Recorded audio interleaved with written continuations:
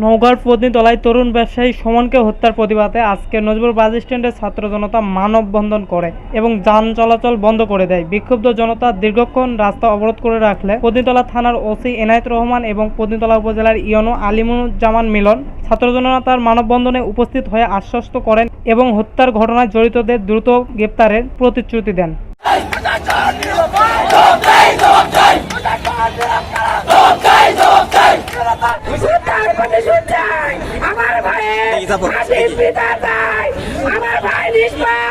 আমার ভাই কোন টাকা পয়সা কোনো কিছু লেনদেন করেনি, যা দিতে সব পরিশোধ করে দিতে উনি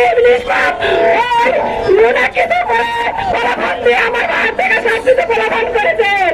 এমন হত্যার প্রতিশোধ আমার ভাইয়ের হত্যা ভাসিয়ে যায়। আমার ভাই ফিরে চাই,